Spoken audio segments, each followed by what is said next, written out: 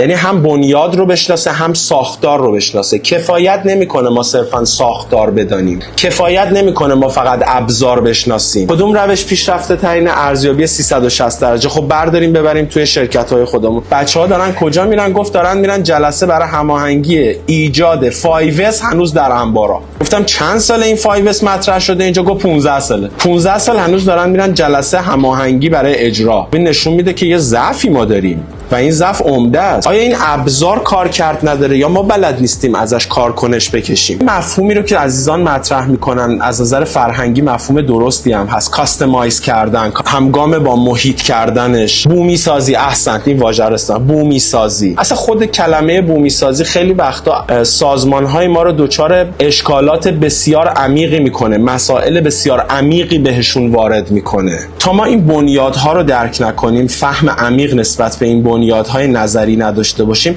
از ابزار نمیتونیم استفاده بکنیم.